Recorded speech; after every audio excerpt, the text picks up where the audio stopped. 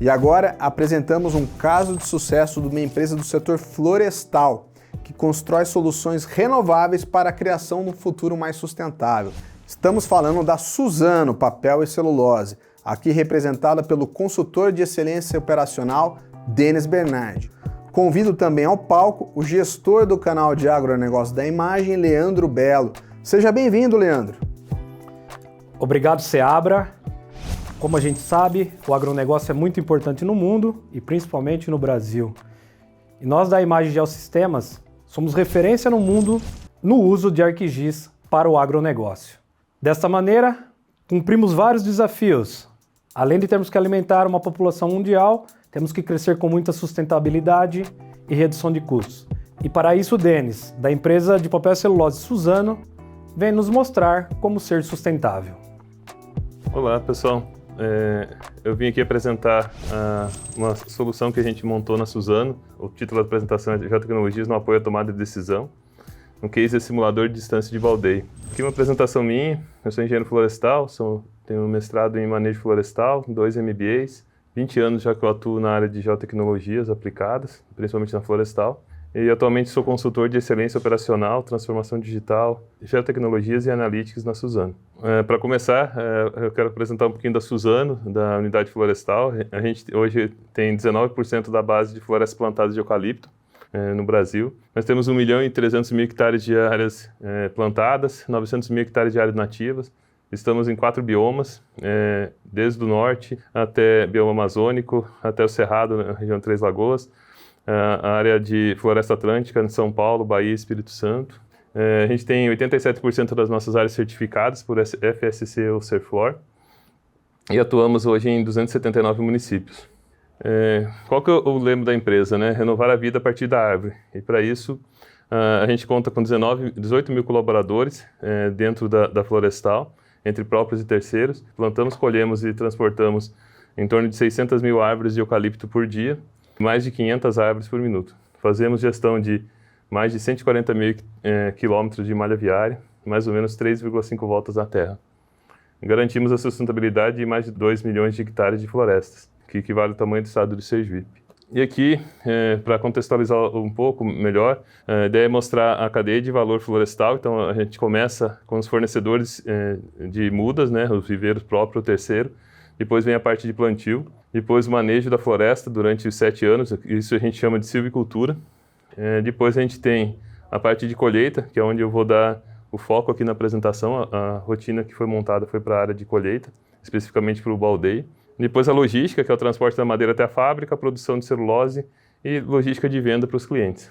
E tem as áreas de apoio aqui, onde a excelência operacional está enquadrada, né? Nesse canto do lado de cá, que são áreas que atuam de forma corporativa. Então, no processo de colheita, esse aqui é só uma foto para ilustrar o processo de colheita, mesmo a atividade de corte. Isso aqui é um harvester fazendo corte de eucalipto. Ele faz esses feixes de madeira, que a gente chama, e é nesses feixes aqui que a gente vai fazer o baldeio. E o baldeio é justamente a atividade que a gente vai otimizar aqui usando o ArcGIS. Então, todo aquele harvester deixou o lenheiro aqui no campo, no talhão, ou na UP, como a gente chama aqui. Depois a gente tem as máquinas, os forwarders, que vêm fazer o baldeio. Hoje a gente conta com 97 máquinas próprias de forwarder. E esse baldeio é feito para pilha de madeira aqui na lateral, para depois o transporte vir buscar a madeira. Aqui, só exemplificando, né, a gente tem a atividade de microplanejamento de colheita. Nela a gente fala qual que é o sentido que a gente vai depositar essa madeira, qual que é o sentido de corte da madeira. E depois dessa atividade a gente faz o microplanejamento de baldeio. Então, a rotina que eu vou apresentar, ela justamente vai fazer a otimização do microplanejamento de baldeio. Quais eram as dores operacionais que a gente tinha no momento que a gente começou esse trabalho? Ele era um trabalho extremamente feito manual. O técnico fazia os cálculos baseado no microplanejamento, aquele mapa que eu mostrei anteriormente. Ele, usando o portal GIS que a gente tem na Suzano, ele puxava, media as distâncias e marcava. Ele media algumas distâncias dentro da UP e fazia uma média. E tinha uma baixa precisão para executar esse planejamento, porque no lugar de ele fazer todas as distâncias, ele fazia algumas, devido ao tempo que demandava para fazer essa atividade. E a oportunidade que a gente identificou. Baseado no microplanejamento executado via Portal GIS, a gente elaborar uma rotina automática de cálculo de distância. No Portal GIS, o que a pessoa tem que fazer? ela informa os sentidos de saída de madeira, né, dentro de cada uma das UPs, onde pode sair madeira. Na frente eu vou explicar um pouco mais de detalhe. E o sentido do alinhamento. Mas para florestas mais novas, a gente já vai usar o alinhamento da silvicultura, daqui a 7 anos. Com isso, a gente consegue reduzir o tempo. A gente tem uma distância média de baldeio de forma antecipada para as visitas de microplanejamento no campo, para fazer alguma otimização. E a gente tem uma maior precisão na análise. A gente usou script Python com ArcPy. A gente usou o Python 3.x, que é já do ArcGIS Pro. A gente usou o ArcGIS Dashboard e Power BI. Aqui é um exemplo, né? Se eu tivesse uma UP quadrada, qualquer distância que eu medisse dentro dessa UP, aqui eu representei somente uma linha, eu já teria, a média dela seria a minha distância de baldeio. Se eu trabalhar com baldeio somente por um lado, eu trabalharia com essa distância aqui, eu teria a minha distância de baldeio. Agora, quando eu tenho mesmo uma UP quadrada, mas eu tenho um alinhamento inclinado, eu não tem como eu fazer somente uma distância. Eu preciso fazer cada uma dessas verdes aqui para justamente fazer a média delas e conseguir ter a distância de baldeio mais assertiva. E isso que a nossa rotina faz de forma bem automatizada. Então, exemplificando aqui, né, a lógica de cálculo. Essa UP aqui, cada linha vermelha aqui é uma linha de plantio. Aqui em cima eu representei com essas fotos de pilha de madeira. É o local onde pode depositar madeira, então eu não posso depositar madeira em nenhuma dessas regiões onde não tem a foto ali embaixo e qualquer uma das laterais. Como o processo de corte leva 4 linhas, então cada uma dessas linhas verdes é exatamente a linha do baldeio. Então o forwarder que vai passar aqui, tirando a madeira dos feixes, ele vai passar nessa linha verde aqui. Então pensando na primeira viagem, como eu posso levar madeira aqui para cima, na primeira viagem ele vem vazio até o final e volta carregando ela e volta com a primeira viagem, a gente chamou ela de cheia. A segunda viagem, da onde ele parou aqui de trazer madeira, que ele encheu a primeira carga, ele faz a segunda viagem, também uma viagem cheia. Depois, assim por diante, a terceira viagem. A última viagem, ela pode ser uma viagem parcial ou cheia, dependendo do volume de madeira que tem aqui no lenheiro. E como que a gente calcula essa distância? Acho que o principal ponto da rotina aqui foi a sacada de como calcular essa distância. Então a gente pega a capacidade do forwarder em metro cúbico, a gente pega o volume comercial sem casca em metro cúbico também, o espaçamento entre essas linhas de plantio, as linhas vermelhas aqui, e depois o número de linhas de corte. No caso aqui, eu levo 4 linhas no corte, onde tem a linha verde. E divido isso por 10.000, isso me gera metros lineares para encher um forward. Então, conforme o volume da minha UP, eu tenho o maior metro linear, se o volume for menor, ou um metro linear menor, se o volume for maior. Aqui é só um exemplo do código Python, né, um pedacinho dele. Por que a gente optou pelo Python, né? A gente consegue repetibilidade, a gente consegue automatização e a gente consegue flexibilidade no processo. A gente consegue, dentro do Python, otimizar todas as rotinas que eu deveria fazer na mão ou um analista deveria fazer na mão cada uma das etapas. Aqui são exemplos de comparação. Quando eu meço essa distância como toda, a gente chama ela de distância máxima de baldeio lá. Quando a gente mede essa distância até metade, a gente chama de distância média. E quando a gente faz toda essa simulação de todas as viagens, a gente chama isso de distância simulada. Então, nessa comparação, eu comparo qual que é o valor por uma mesma área, né? Tem os códigos das UPs aqui embaixo. Por uma mesma área, a distância máxima, a média das máximas, ela é sempre maior. A média da simples, dividindo a linha lá de arraste ao meio, então ela vai ser sempre menor. E a média simulada, ela é mais realista, ela tem um valor mais intermediário. Se eu trabalho com a distância máxima, eu superdimensiono minha frota de forwarder. Então, no lugar de ter 97 que eu tenho hoje, talvez eu precisasse ter mais que 100. Se eu trabalho com a distância média simples, eu subdimensiono minha frota. Então, falta frota para baldear um tanto da madeira que eu preciso. E a rotina, ela buscou essa média simulada justamente para isso. Aqui são alguns exemplos já. Então, eu tenho uma UP aqui, a imagem de fundo é do Bing, a gente usa no portal da Esri. A gente tem em roxo a saída de madeira, o preto é onde pode bater madeira, onde pode fazer as pilhas de madeira.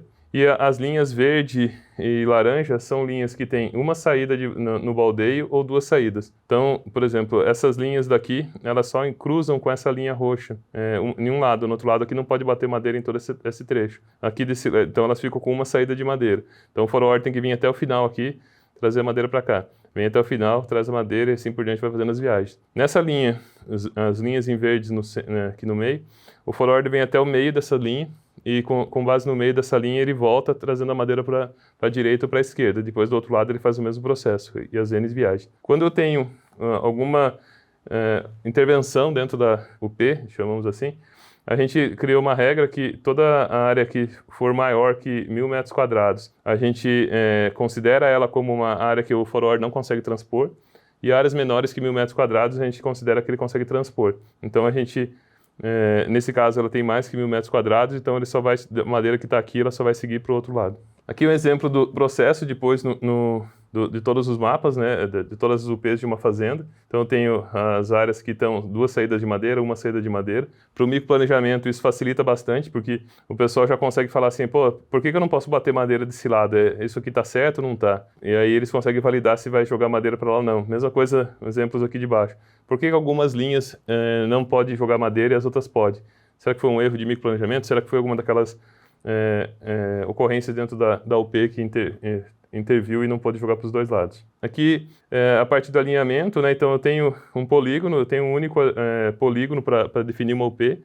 Eu consigo gerar todo esse alinhamento aqui, extremamente simples, daria para fazer até praticamente no visual, aquele exemplo inicial lá que eu tenho um alinhamento sempre praticamente perpendicular ao lateral. Aqui eu tenho UPs que tem 2 polígonos, então esse UP, polígono de cima tem um alinhamento, o polígono de baixo tem outro, a rotina considera eles em separados para rodar, então ela roda as 2 simulações, considerando o alinhamento de cada um deles. Aqui o dashboard, a gente acabou ocultando valores aqui de distância, unidade, fazendas, códigos, até por ser dados mais sensíveis da empresa, a ideia não era expor esses números, mas dentro do dashboard da ESIO a gente consegue fazer filtros, né? O técnico de planejamento ele filtra a fazenda, ele filtra o núcleo, a unidade que ele quer trabalhar, a gleba, que é um grupo de UPs, e até mesmo a UP.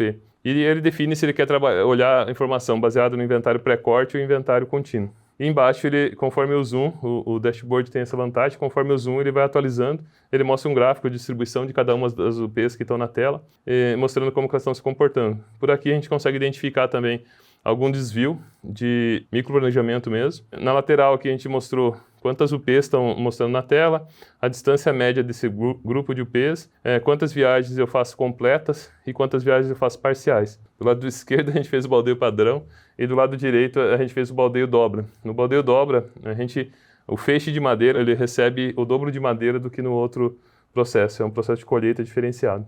E a gente já pode notar que a gente reduz o número de viagens parciais aqui, porque eu tenho maior volume em cada um dos feixes. E para os dados tabulares, como o dashboard ele não tem uma opção de a gente exportar ainda dados tabulares lá de dentro, a gente montou os dados mesmo dentro de um Power BI. A gente colocou a informação aqui, a partir do momento que atualiza, rodou a rotina do Python, 15 minutos depois o pessoal do microplanejamento já pode entrar e consultar essas informações. Aqui também, infelizmente, a gente ocultou os valores, justamente por serem mais sensíveis. Obrigado, pessoal. Eu fico aberto aí a perguntas, sugestões ou críticas aí sobre o trabalho.